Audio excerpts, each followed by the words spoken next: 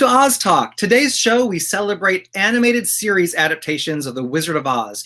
We're going to be talking about all different kinds of animated TV series, all about different stories of The Wizard of Oz. We're even going to be sharing some exclusive interviews with the vocal talents behind Boomerang's Dorothy and the Wizard of Oz, plus the creators and executive producers of Amazon Prime Video's Lost in Oz series. This is all brought to you by the Oz Club. Since the 1950s, the International Wizard of Oz Club has been bringing fans together. Go to ozclub.org to join. In 2015, a brilliantly creative team of filmmakers got together to create a new version of Oz for a new generation called Lost in Oz. They produced it first as a one-off for Amazon Prime's children's animated division.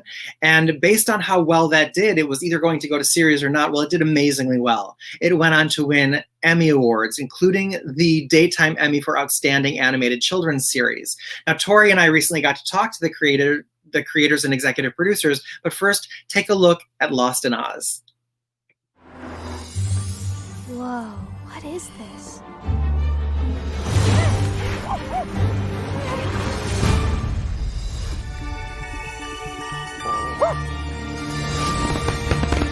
Toto, we are not in Kansas anymore.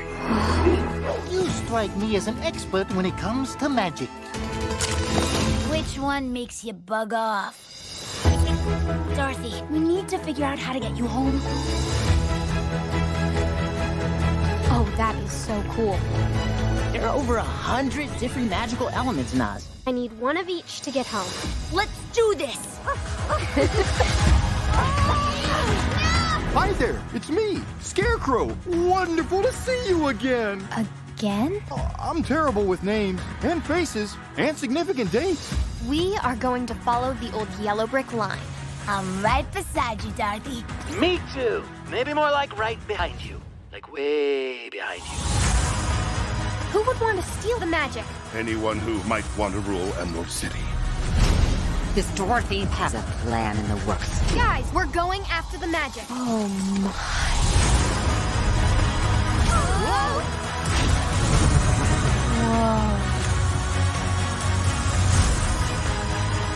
A life of magic can get dangerous. And once you open that door, there's no turning back. Toto, I think we're gonna make it!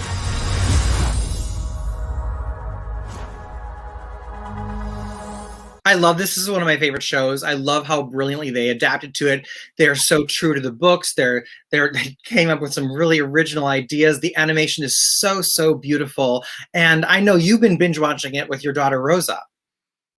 Yeah, that's one of the things that's great about this series. It's consumable for a large demographic. You can have your 6, 7-year-old, 8-year-old watch it and see one thing in it. And then your 12 to 15-year-olds will enjoy the style, while us adults are watching it going, oh, so much from the book here, such intelligent writing. I mean, just every aspect of this show is delicious and fun and in-depth. Clearly another labor of love. I can't say enough wonderful things about it. I love it. And I'm so grateful to you for joining me in talking with the creators and executive producers, Jared Mark, Darren Mark, and Mark Warshaw. Let's take a look at a clip. We've got to get Dorothy and Toto out of there. Okay, what's our plan? Was it difficult to just find that balance of wanting to hit the beats of the original story, but also including new themes and the classic Oz themes? It could be difficult at times for sure, but I think because of the richness of the world and the characters that Baum put on the page, it felt more like we had so many springboards to choose from that oftentimes it was more about just whittling down our selections and finding the focal point. You're a munchkin? I'm big for my age. One of the really, I think, useful and fun elements of our storytelling was never trying to reinvent anything, but rather take everything that's existed before and use it as like really rich soil to grow out of. And so, you know, one of the things that we constantly went back to is really from the original book of this idea that Dorothy's mission is to get home. And at the core of every scene of every episode is really that idea. Do you just kind of allow your animators to have complete creative freedom, or do you weigh in with them also? And is it fun to kind of create what Dorothy and the Scarecrow are going to look like for your series? That was the best part to me. That was super fun. So we had an incredible art director. His name is Stephen Donnelly, out of this studio called Axis Studios in Scotland. And so we paired up with him really early on, and that team really early on, to create the visual look and feel of the show. And we're clear. Hooray, that was amazing! There was a lot of iterations getting to where we went, but we always wanted to feel like we actually started with the idea, let's make this a stop motion animation series. That shows you how much we didn't know about animation when we got into this thing, because we're like, we're gonna make this big epic Oz show with stop motion animation. And they're like, you're crazy. So it'll take 100 years. Yes, it's not gonna happen. Well, how do we make it look as close as we can to that? And that's where we started. And then, built out with Steven and his team and great designers from there. But oh my God, it's ridiculously good. Like I was sitting there going, oh, that's a random book reference. They brought in Ring-a-Tink? They're bringing in Ring-a-Tink as a plot device? It was, I cannot say enough good things about it. It's a really well done, well voiced, very clearly they sat down and did their world building. It doesn't feel like they started one place and then, oh, all of a sudden we're going to come over here because we had this great idea and let's marry it together. It doesn't have that piecemeal feeling. This is a very well thought out adaptation that brings in the books, and it's I think of the series that are out there, it's I think actually probably my favorite. And I really wish there was more merchandise for it, because I would buy the heck out of that. There is some good merchandise. If you go to their Instagram, which is Lost in Oz Official, and they have sweatshirts and shirt designs, some really great replica pieces. I have their mug and the journal, the Go Forth journal. So there are some really great things out there that you should get. Go to Lost in Oz Official. The Bureau of Magic exists. So a little plug for them. But also, Julius, what do you think of Lost in Oz? I like it. But more, what I like about it though, it's like a futuristic steampunk type-ish world though. It's like a futuristic version of Oz though, the one we're not accustomed to seeing though. So it really, from an animation standpoint, it really caught my eye. And then of course, the stories with all the different hints of the points. And again, Garrett, I agree with you. Why would Ring-a-Tink be a plot point in this series? I do not know, but they make it work. So I like it though. If you want to like an introductory artist for a new generation, this is it. Honestly, knowing that we were going to talk about it, that I finally was like, okay, let's sit down and watch it. And I was mad at myself for waiting as long as I did, because it was so immediately engrossing and exciting and engaging, and it's kept me in it. And now I'm like excited to keep watching and see what characters are going to show up. Like when Lion first showed up, I was like, oh my gosh, he's wearing glasses. Is that a reference to the first edition's cover? Because if anyone's seen the first edition of Wonderful Wizard, the lion has these giant, thick-rimmed green glasses on. So my mind immediately went to that. So now I'm excited to see what else we're going to see. I've only watched 3 episodes because I stopped because I wanted to watch it with my husband. So now we're gonna start it over tonight and actually probably binge watch it, because he's an Oz fan too, and he is actually not very big on MGM. So he's kind of excited to see this new sci-fi take on the books, because he loves the books and he loves the more sci-fi feel of things. So I'm really excited to watch more of it and see what other surprises lie along the yellow line.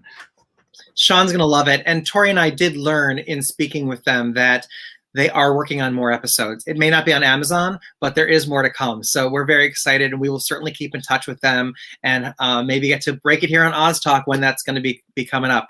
Tori, was there anything else you wanted to add about the show?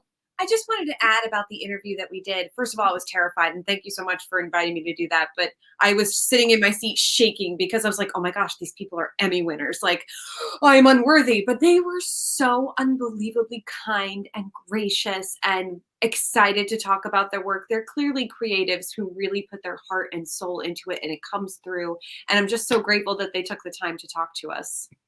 It's true. And one thing that you'll also see in the full interview is they actually created this huge, like they were like, it's like this encyclopedia of all of their research that they use Oz and Baum's books as canon, and they refer to it. So Tori and I were trying to, you know, coax them into making a copy of it for us. So we don't know if we'll ever get that, but anyway, a girl can dream, can't she? So let's next talk about, in 1961, Rankin Bass did Tales of the Wizard of Oz. It was a 3-season show that had over 100 episodes with really crude animation, a really interesting voice choice for the Wicked Witch of the West, and kind of cute and endearing. Take a look.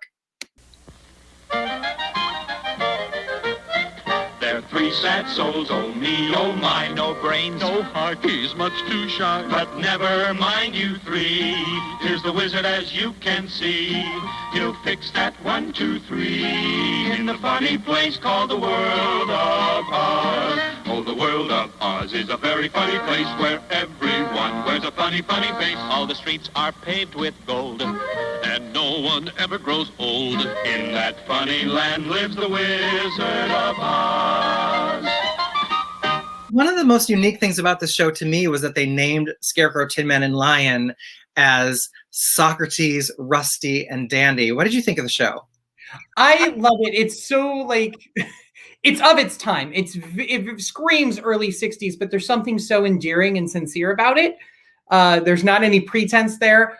And that theme song, I will catch myself going around the house, like cleaning or doing laundry or something, and I'll catch myself humming, da, da, da, da, da, da.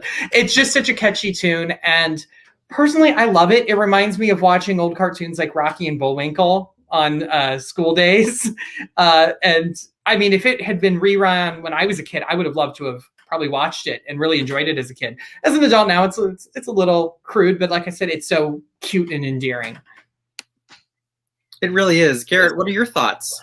I actually really, really like the show. It's sort of, like Zoe said, it's very of its time. It's very much like Rocky and Bullwinkle, in that it's styled, because cartoons at this point necessarily weren't just for kids. They were on prime time. So you get some really odd, like, adult humor. Like, there's one episode in particular, Movie Made, where the Wicked Witch decides she doesn't want to clean, so she's going to turn Dorothy into a maid. And in her effort to do so, she turns herself into, like, this gorgeous movie star. And at the same time, the Scarecrow somehow gets a movie magazine in his head, so he's wandering around talking like he's had a hopper. And it's just so weird and bizarre, and I just can't help but love it a whole lot. And then you have Yukon Cornelius from Rudolph is the Wicked Witch. So it's just this whole bizarre cornucopia of weird, fun, early 60s ridiculousness. And by the way, I'm loving your nail color. Thank you. What's it called? It's called Flashionista. I love nail polish colors, one of my favorite things. But good review, too, of Tales of the Wizard of Oz. Julius, what are your thoughts on this show? It was very, like, you know, it was like one of the first renditions of animated renditions of Oz, so it was really interesting for me, you know, because I'm a 90s kid, so, but actually kind of like, you know, to echo what Garrett and Zoe said, it was always that Rocky and Bullwinkle type deal. It's a little bit crude humor sometimes, though, but it's funny, very witty, and of course, you know, it focuses around the 3, though, and you rarely see Dorothy around in it, though, so it was one of those rare ones that, and of course, it takes elements from, you see other characters from Oz in it, so I really liked it. So, and it was very fun, and it was funny, crude. It has a lot of humor in it that just kind of made me like, gave you the giggles. Did anybody else find the voice of the witch in particularly interesting? Tori, what was your take on the show? Well, it is very interesting that they went that direction. They chose a man to voice the witch. It's also, they for the first time really that I've seen, they took the 4 characters and they gave them a very different kind of dynamic. It's less like the teamwork and we're all in this together and all for one attitude, and they get on each other's nerves like they do in the book series. Like they have genuine conflict with one another. That's actually really interesting. I only wish that this series had done more like what Off to See the Wizard had done in 1967-68 and really merchandised it, because there's not a ton of stuff for collectors to collect off this show. Was there anything? Does anybody have any merch for the show? Yes. So they did make a charm bracelet with Rusty and Socrates and Dandy and all the characters from the Land of Oz. This was after they did the feature-length film. And I know there are a couple of plush dolls out there, but I don't have them, unfortunately. But other than that, there's nothing that I've seen. Maybe some other collectors could help out with that one. I've got a fabulous coloring book from the from when it was, I guess, first done, because it's the earlier Dorothy. They redesigned her for the feature length. But it's, I mean, you've got all sorts of just general 1960s coloring book fare, and it would have been an easy one for kids since they primarily, with the exception of Dorothy and the Wizard, the characters are all single solitary colors. So it's kind of fun. It's surprised I found one that was not already used, but yeah. So there was a coloring book. That's really in great condition, and I like that bracelet too, Tori. Very cute. I don't have any of the collectibles myself, but I know, tagging on to what Tori said, there was a few other things. There was a Dorothy purse, and I'm fairly certain that there was a Wizard's magic kit. There was. So, but they're so, when you do find them, they're so expensive because the show was so short-lived. And the merchandise, I would imagine the merchandise was maybe produced for a single year. Oh, and there were Halloween costumes, which are extremely rare. Jane Albright has them. You should ask to see them. They're really Of course she does. We love Jane. She has everything. Jane is our president of the Oz Club. That's great. You know, in 1967, Off to See the Wizard was a really beautifully done animated series that had little clips that were used as interstitial to kind of introduce movies that were broadcast on television. So we got to see Off to See the Wizard. I love that this animation was a little bit dated, but it was also really beautiful. A lot more in the likeness of the characters from MGM than we had previously seen in the last show we talked about. And they also used some of the music from the MGM classics. So Over the Rainbow and Off to See the Wizard, where they get their title, is in the opening for the show. But let's check out a clip from this. And now we'll get right back to our show. What in the name of wizardry is that? It seems the Tin Woodman has developed a squeak when he breathes, oh mighty wizard. A mere trifle. This should fix it. And now, on with the show. Excuse me. So cute. Julius, what were your thoughts about this show? I found it was awesome, though. It was cute, though. So, again, 90s kid learning about the 60s, the early animated renditions of Oz was like really opens my eyes a little bit, showing how far we've come. So, and from an animation standpoint. And Zoe, what were your thoughts? Like we said, it's really cute. It's really sweet animation, which is, I believe it was headed up by Chuck Jones, who did a lot of the Warner Brothers animation. It's great because it's one of the first times we saw the MGM characters come back. Between the MGM film being released in '39 and the release of the series, we didn't really get anything new with the MGM characters. We saw Dorothy, Scarecrow, Tin Man, and Lion, but we did not see the distinctly MGM versions. And I also love it because they so heavily relied on Scarecrow for merchandising. So I've got like the doll here that I know Tori also has with her, and the Jack in the Box and little pinback buttons, all sorts of really cute merch. So that's one of my favorite things about it, was that we got these amazing animated versions that were then translated to pretty great merchandise as well. Garrett, what do you think of the show? I think it's really, really cute. Again, I love the Chuck Jones animation, the Looney Tunes style. One of the things that I glom onto the most with this one, and a little bit as well with Tales of the Wizard of Oz, is both of their wizards are very, very like Lyle Barrymore. And I just think that's a really fun sort of like nod to some of the early kind of casting rumors for the original parts. But I like the characterizations because they're MGM without being overly MGM. And you've got like June Foray as Dorothy, so that's, you know, pretty fantastic as well for those of us who are Witch Hazel fans. Absolutely. Tori, how about you? I am equally glad that they merchandised the crud out of it. They did make cuddly pillows and talking hand puppets. And the magic kit that they made that Zoe mentioned before was actually for this show. I don't know if the other show also had one, but they made a magic kit, all kinds of wonderful things. And the pool of voice talent at the time was very small. So you did hear the voice of June Foray, who ended up being an absolute legend. And at the time, she was also in the Rocky and Bullwinkle show, I believe. She was Rocky, wasn't she? Mm. And I just think it's really cute. I love that almost everything we're talking about today, you can find clips of them on YouTube and watch, full-length versions. And this show is all really short clips. Oh, Zoe's got another thing. A mask. One of the masks. Yeah, no, they did a really cute set of Halloween costumes, which I only have Scarecrow or as they label him on the package, he's Straw Man from the Land of Oz and Tin Man. They're both really cute costumes. They did a lot of great child-centric, sorry, I'm being very careful with these masks. They're very fragile. Child-centric merchandise, including a board game, which if any of you ever come across this and have this out of its box, try playing it. You will probably swear and get very frustrated because it's very hard for a game that's allegedly intended for ages 7 to 15. In 1986, there was an anime edition of The Wizard of Oz that adapted the first 4 books of L. Frank Baum's to really cool animation. And then after it was released as 4 movies over in Japan, they cut it up into episodes, sold it to HBO, and released it on VHS for the rest of us to see. Take a look.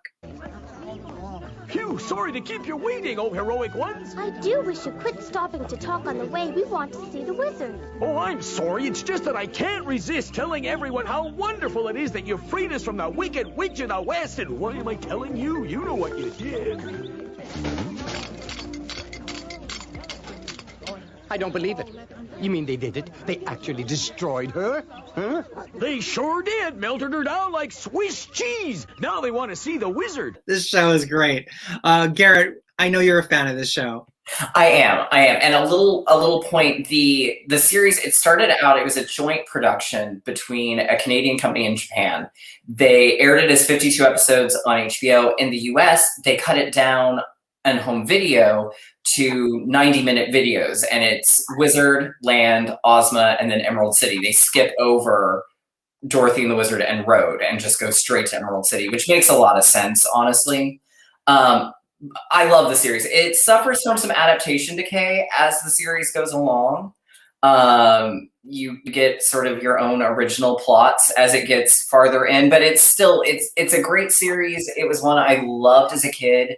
And then they recently did issue, finally in English, the full series on DVD and Blu-ray, and you can get it in English. You can also get it in the original Japanese, and it's got a couple of different weird little quirks. The American one has that fabulous 80s, new wave theme song that's just ridiculous, but I can't help but love. For sure. And Julius, have you seen this show? I've seen I haven't seen the full series though, but I've seen a lot of episodes on YouTube though, so I really liked it though. So mostly I've seen it in the Japanese dub though, so because the Japanese dub is a little bit more funnier than the English dub, but that's neither here nor there. They're both very funny in their own way. So it's a very 80s. It does have that little 80s tune that's very, very catchy, which was for the time it was all right though. So, and I just liked it. The animation style was pretty nice though. It kind of went through the books though, but yet it kind of went off the rails sometime though. It's what we call filler episodes. So, but overall, it was cool. I liked it. It was also narrated by Margot Kidder, of course, most famously known as Lois Lane from the original Superman movies. And I think it was really nice to be able to have it for people that had HBO, because at the time, a lot of there was really HBO was the main premium channel on cable, aside from MTV and the rest of it. Tori, what were your thoughts of the series? I love this series. And this was kind of before anime became super mainstream in the United States of America. Since this came out, anime's taken much more seriously, and the dubbing has gotten so much better. So there are some vocal performances in this that will have you make it stop. But other than that, it's really sweet. It's really funny. And yes, it was available in these 90-minute shorter versions, and now it's available in its full glory. be warned. So because not all of the books were yet in public domain, they had to kind of come up with their own ideas. And some of that works really brilliantly because Oz is just such a great jumping off point, and some of it not so much. There's also for collectors a lot of really fun merch out there, both that came out at the time and since. So definitely take a look on auction websites. You can find lots of fun, cool little tie-ins that they released at the time. Can you show those figures a little better? Oh, sure. So these were actually released in Spain, and this cartoon was dubbed in many languages. I think my favorite is probably the German, because I love that Scarecrow in German is Vogelscheuche. So they have to change a lot of the adaptation in order to fit that many syllables in. But they did a really nice job with it, whichever language it was dubbed in. It's a really, really fun series. And these toys pop up every now and then. So definitely do your best and keep your eyes out for them. Those are so cute. And I do have to note, since you showed the Blu-ray version that has the full series on Blu-ray, though it's not Blu-ray quality, they took advantage of the space in the Blu-ray to put all that time on, but they're still, it's still like regular DVD quality, not HD. Zoe, what are your thoughts of this Wizard of Oz? I'm right there with, everyone else. I love it. I was a child of the early 90s, so it was starting to get replayed in children's TV blocks in the early 90s. So I remember it was one of the first non-MGM film adaptations or TV adaptations of Oz that I ever got to see. And it was great to see. I was familiar with the books. My grandmother had read them to me. So it was really great to see more of the book elements like Kalidas and the Tin Woodman's backstory. To see all that brought to life in an animated film was really exciting. And then it came to VHS, and I feel like it was one of those things that, at least in my town, it seemed like every kid had like at least Wonderful Wizard. So it was like a great party movie that you'd watch at like kids' birthday parties. But going on with also what Tori said, they had some great merchandise. The only sad part is a lot of that merchandise was not marketed in the United States. So you have to really dig for it. So one of the things I'm sharing is I had these lovely little pinback buttons, which are from Taiwan, which it's great because they have like the whole series. They don't just have the Fab Four and the witches. They have like Jack Pumpkinhead and Tip. And the animation is just so cute. And like Tori said, there's also how many adaptations and how many countries it made it to is phenomenal. I almost feel like it might have a wider reach than, other than the MGM film, it might have a wider reach than any other adaptation we've seen in recent years. And I love the Spanish dub. So, because going along with Tori, Scarecrow always has the most interesting names. So in Spanish, he's Espantapájaros. And I just think that's a fun mouthful of a name. Santa Pot Roast? Espantapájaros, which literally translates to scare the birds. Wow, that's brilliant. I do love that show, but one of my very favorite adaptations of The Wizard of Oz came in 1990 when Deke came out with their own animated series that aired Saturday mornings. I was 16 at the time, and I remember pre-promotion for this, seeing like signs up at the mall in Milwaukee, Wisconsin, that there was going to be an animated Wizard of Oz series coming. It was a big deal.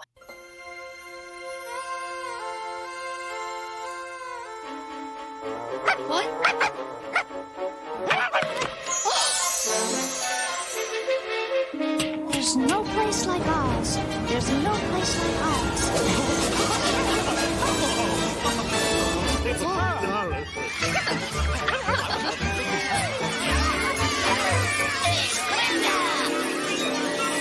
I'm glad you returned, Dorothy. I'm afraid Oz is in terrible trouble.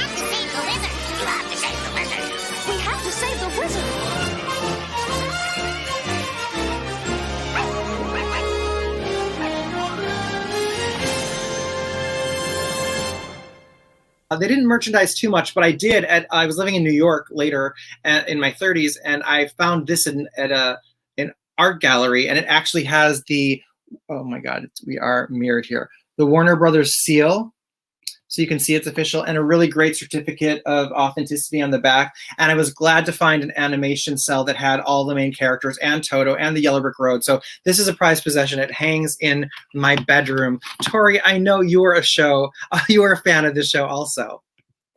This show was so important to me as a child. I was a late 80s kid, early 90s kid, so this was right in my wheelhouse. It was perfect. And they did such loving tributes to the original actors that it really felt like I was watching a continuation of the movie. They used the licensed looks, they used the music. It was a great tie-in. And if you guys are looking for versions that you can watch now, I have seen some episodes on YouTube, but if you're looking for them to own, they do have them on VHS tape as well as some DVDs. No Blu-ray copies to my knowledge have been made, but just to take you guys back, this was so hard to find after it stopped airing. It was only 13 episodes, and it was one of those Saturday morning cartoons. I don't think anybody really saw much merchandisable value in it. So one day I'm sitting watching Toon Disney, and the little, you know how the little TV guy would scroll up, and I saw it like 2 in the morning. They were showing this cartoon. I stayed up all night until 2 o'clock in the morning and recorded them all off of the television every week when they came on Sunday mornings at 2 a.m. on Toon Disney. That's how hard these were to find after post-90s, pre-internet age. So for me, this is a beloved cartoon. I absolutely adore it. I could watch it every day and never get sick of it. And it's just one of my favorites. It really is so good. Julius, what are your thoughts of this one? I think Tori just summed it up, though. Again, me also being like a late 80s, early 90s kid, it actually had a little bit of a run on HBO Family, which is one of the sub-HBO channels, though. So it kind of ran on there for a little while, though. And then, of course, it went to Toon Disney for like later on in the 90s. But then, like, I think it was around like 94, 95, it went off the air and nobody's seen it. And then, of course, it pops up on YouTube now. But again, it's like a continuation of the story. It does have some very humorous moments, though. The lion kind of loses his roar a little bit, and then it also kind of has like a little what ifs, though. It's like what if the witch got the slippers in one episode, though? Like the slippers have a mind of their own in another episode. So if you want a continuation of the Wizard of Oz, watch this series. 13 episodes. It's short. It's worth it. I wish they would come out with a Blu-ray version of these shows. Zoe, what do you think? I'm going to jump on board with like the unanimous love it train. I was about 2 when this series aired, so it was like I had to be up. Like you normally probably couldn't pull a 2-year-old out of bed on Saturday morning. But I was like, no, Wizard of Oz is on and we're going to watch it. And I would sit there in front of the TV with my multi-toys, action figures, and dolls and watch the series and like act it out with the action figures while they were going on the screen. And I was in love with it. I was so sad when they stopped airing it, but my local Family Video had the VHSs. So I just kept checking them out. And I don't know if I was the only one doing it or maybe I was monopolizing them, but they eventually sold them. They're eventually like, hey, to my mom, they're like, your daughter keeps checking these out. Do you just want to buy them so that you don't have to come back every week? So that's how I got my copies, was through a video store, just being like, just take them. And that is so nice. But there wasn't, I was sad that there wasn't a lot of merchandise. Like I would have loved to have seen action figures made in their likeness, because I was all about having variants as a kid. But 2 things that I do have, and these are things that my mom has picked up for me, the baby bottles, and I couldn't find them this morning. They're still packed from my most recent move. There's also a bib, or several bibs, and a stroller that I don't yet have. And my mom's been like collecting these for me because she's like, well, when you have kids, you'll have these. And I'm like, yeah, right, Mom. Like I'm going to open a vintage Oz collectible out of its package to feed my kids. No, they'll get regular bottles, not the Oz ones. Oh, I would use them. I'm all about like using them. Truth be told, I will probably look for other ones that are out of their package. I won't open the package, but if I can get them, I'd use them. Same with the bibs. I'll be honest. Right. No, baby regulations have changed so much. Don't do it. I survived it. My kids can too. No, I'm kidding. Smart. Get the bottle, change out the cap. Maybe that'll do it. There you go. Garrett, you want to weigh in on the show? Kind of like everyone else. It was when I was in kindergarten. my mother was horrified that I was getting up early to watch it. In fact, I remember distinctly after it got canceled, she was like, "Why are you still getting up early? You know Wizard of Oz isn't on anymore," because I was a morning child. I liked being up early. But I absolutely adored the show. It was one I bought the VHS tapes because Walmart carried them, Walmart and Kmart. So I was able to get them through there. So I was able to kind of keep it going for myself until the DVDs came out. And so it's one that I've been able to sort of keep in my world and in my bubble. I've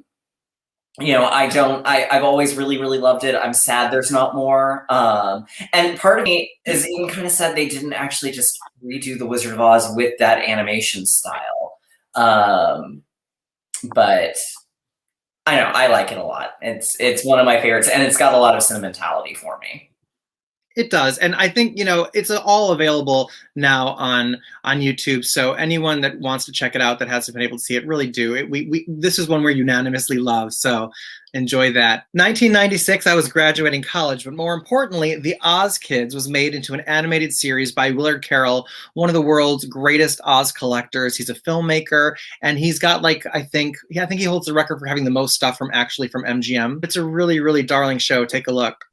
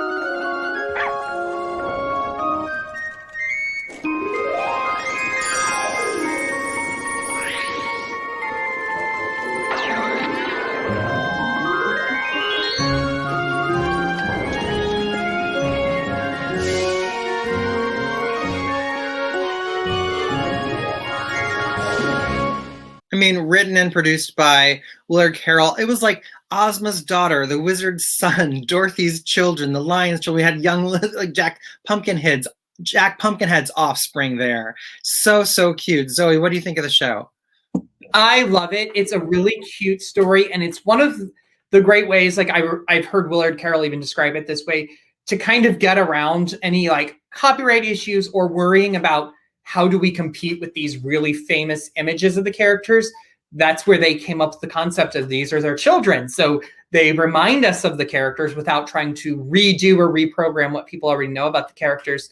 And I think they're really cute. They're short, sweet, to the point. They're really great for kids because they teach a lot of lessons, obviously geared towards kids. So sharing and being nice to each other. So I think they're really wonderful stories in that way. And I actually saw them first as a kid in the 90s because they did actually have them on VHS. Paramount actually had United States distribution rights, but they were so hard to find. I only remember seeing them at video stores. I had never seen them for sale until 2005 or 2006. They started showing up in discount VHS bins at Big Lot stores. So I don't know if that was Paramount found an overstock and started shipping them back out, or if maybe it was just a case of they started reissuing them. But they were available in America on a very limited basis. That's good to know. I should look for those, but also who has a VHS player today? But also, why don't they release them all on Blu-ray right now? It would be very nice. Oh, I think it would be great. I think people would love them. I mean, the Christmas special alone, they could probably market really well. Absolutely. Garrett, what do you think? I loved the series. I'm kind of hard pressed to not like Oz animation. I mean, look, ultimately, it's one of my favorite forms of Oz. I really loved it because at that point I had read the book, so you get a lot of book aspects which you don't normally get beyond really kind of the Sinar series. So you get obviously Jack Pumpkinhead, but one episode focuses on the Gnome King's son and the magic belt. They pull things from sea fairies. I think they pulled some stuff from Sky Island. Even in Total Lost in New York, you get the orcs. So it was a great way to see like the book come to life, which was super exciting for me because I'm a big fan of the books. And I remember distinctly when they came out, seeing them publicized in Books of Wonders, Little Emerald City Mirror, and then we were at Suncoast and they actually had them at Suncoast, and so I got 2 or 3 of them. So it was really cool to find them in the wild and then get to actually watch them. And they were a big hit in Japan. Like there was a store with all sorts of merchandise that they just didn't do over here. And I don't know if it was Paramount thought, well, we've got it, let's put it on video, but they didn't sell well enough, so we're not going to do anything further. I don't really understand. You have any merch? Yeah, there was. Somewhere I have a bag, but I cannot. I looked for it all week. It's in a box. We'll wait. Go get it now. If I knew which box it was in, it would already be out. I'm sure. Tori, what do you think? I will probably be the only dissenting voice here, and it's not because I don't like it. I really do like this series for what it is. It's clearly geared toward a very young demographic, and it succeeds that way. It's a very quiet cartoon. It's not very schizophrenic. It won't get your kids like super hyper, and it's educational. My cynical older self, and I was older when I saw it, see where the Deke cartoon fails is in its animation. The Deke cartoon, the animation is really not up to snuff. The animation in this series is spectacular, beautiful. But there's a part of me that doesn't understand the internal logic of this show because the people in Oz don't age. So how did they grow up and have kids? And who are their other parents? And none of it makes any sense to me. How did the Tin Man reproduce? How did the Scarecrow reproduce? Again, this was not made for 32-year-old cynical Tori to pick apart. This was made for children who love the books, and it will lead more children to the books. So on that level, I really appreciate it, and you can tell it was a labor of love. So I have questions. Yes. Like, why is Lily married to her cousin? Very valid questions. Julius. Tori, you're not alone. You're not alone in that book. You know, I mean, like, for what it's worth, though, it's good. It's good. I love the animation for it, though. I have questions, like Tori, though. So you're not. So me and Tori are in the same boat. We both have questions about this show. In 2017, Boomerang and Warner Brothers teamed up to do an incredibly beautiful adaptation called Dorothy and the Wizard of Oz.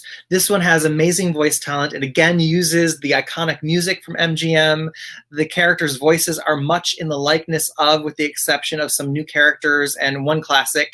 And it's one of my all-time favorites. I watch this anytime I'm feeling down. Take a look at Dorothy and the Wizard of Oz.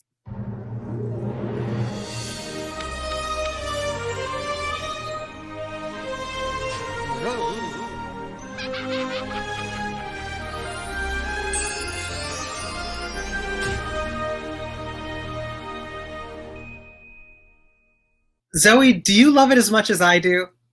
I'm gonna admit I slept on this one too. I judged a book by its cover and I was wrong. So when it first started gaining traction, I saw the animation style and I thought this is gonna be really childlike, really simplistic, and I didn't think I was gonna like it. So again, I picked it up when I knew we were gonna be discussing it, and it's just jam-packed with so many book references. Again, I'm mad that I waited so long to watch it. I binged the entire series yesterday. I watched the entire start to finish.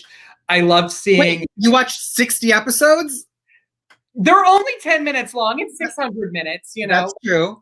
That's amazing, though. So now I think I got through like season 1 and 2. I think I still got one more season to go, actually, now that I think about it.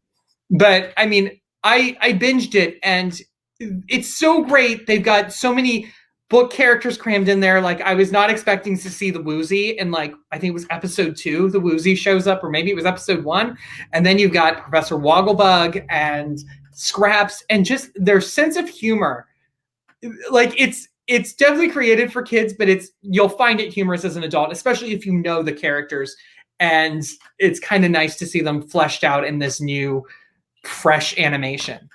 It really, really is. I love all the character references too, and I love the vocal talent behind this is phenomenal. I've gotten to interact with a few of them. I actually sat down last year with to do a virtual interview with Kari Wahlgren, who is from Kansas and voices Dorothy and Ozma. Take a look. How did you discover your voices? You know, it was really interesting because you know, they went a lot more traditional, I would say, or definitely with the nod to the film with some of the other characters. But then Dorothy was definitely younger than Judy Garland in the movie. So they're like, yeah, we want her to have this kind of scrappy sound, like she's kind of like young and she could pull herself up by her bootstraps. But, so they didn't want the Judy Garland sound for it. So I kind of just, that's what you do. You just get in your bedroom and you're like, well, gotta pull myself up and figure out what I'm going to do. So that was kind of how Dorothy came about. And then Queen Ozma, they showed me a little picture of her. And she just has this beautiful little dress. And they're like, we want her to be in the same world as Glinda, sound-wise. So it just felt like, oh, Dorothy, well, it's very wonderful that you're here in Oz. I just love when people like you with your little baskets come into town. Oh my God. It is so cool to get to hear you and see you do that. It's fun. You can't help but just have a smile on your face when you're doing cartoons. I love Kari. I mean, thank you so much, Kari. And how amazing is she? Garrett, what do you think of the show? I really like the show, kind of like Zoe, because of all of the book references. But the thing I really like is that yes, it's clearly in the MGM world, but as Kari said, their Dorothy is not the Judy Dorothy. She is an actual, spunky farm girl who you could actually imagine going out and feeding pigs. And she's much more plucky, she's much more independent, and in a lot of ways, she feels so much more modern and more reflective of actual kids these days. This is a Dorothy that the modern children can sort of connect to better than prim and proper-ish Judy Garland singing in the barnyard. It's a much different feel, and since they didn't make this one a musical like the Deke series, it feels a little... It doesn't feel quite so, oh my gosh, MGM in your face, even though they have that look. And I really appreciate that. I think it's a great bridge between Baum and MGM, the way they've done it.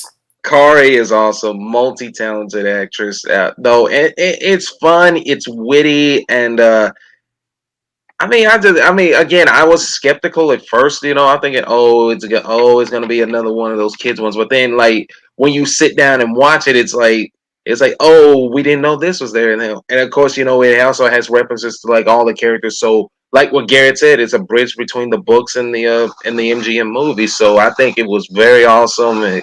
If you get a chance, it's on DVD. And if you can sign up for the streaming service on Boomerang, though, trust me, it's worth its admission. Trust me, it's awesome. Tori, was there any merchandise for this? So not a ton that I'm aware of. They did release some of the episodes on DVD, so you can pick those up. They released some baggage, some luggage in other countries, not so much in the United States. And actually, there's a season that's out abroad that isn't out here yet, not that I'm aware of. The 7th series cycle is not yet available on Boomerang, but is available in other parts. I've seen clips on YouTube from Boomerang UK. So there are some episodes out there that I haven't seen yet. I love this show. I love that they pay tribute to MGM while also focusing a lot on the book lore. I love that they aged Dorothy back down. I'm kind of a nerd for vocal talent, and you hear a lot of familiar voices, including, but not limited to, Tom Kenny, who we know as SpongeBob SquarePants, playing the wizard, and he does such a brilliant job. It's just a wonderful series. I adore it. My child watches it daily. It's on all the time in our house. Well, this is really fun. I am so glad that we all agree and we all love these shows so much. I hope that for some people watching, we maybe introduce them to some Oz animated series that they didn't know about that they can check out either on YouTube or look for VHS or DVDs on Amazon or other places. Zoe, why don't you tell everybody how they can join the Oz Club? Joining the Oz Club is super simple. All you have to do is visit ozclub.org, click the sign up membership button, and it is just a few clicks of a button. You give your information, you pay, which, by the way, our subscription costs are very, very low. So I think everyone will love that. Especially youth memberships are also half price. So You sign up, and before you know it, you're a member of the club. You're going to have access to all sorts of great resources, free communities online, as well as you will get the Bomb Bugle in the mail 3 times a year. And now that you know about all these wonderful animated Oz films, you can come and watch them with other Oz fans because our very own Tori has regular Oz watch-alongs. So join the club. You absolutely won't regret it. Absolutely. Zoe, thank you. Thank you, Garrett, Julius, and Tori. Thank you all for watching. Please subscribe to the Oz Club Instagram and YouTube and Facebook pages. Keep in touch and like and share if you will. Thanks so much. Bye, everybody. Bye. Bye. Bye.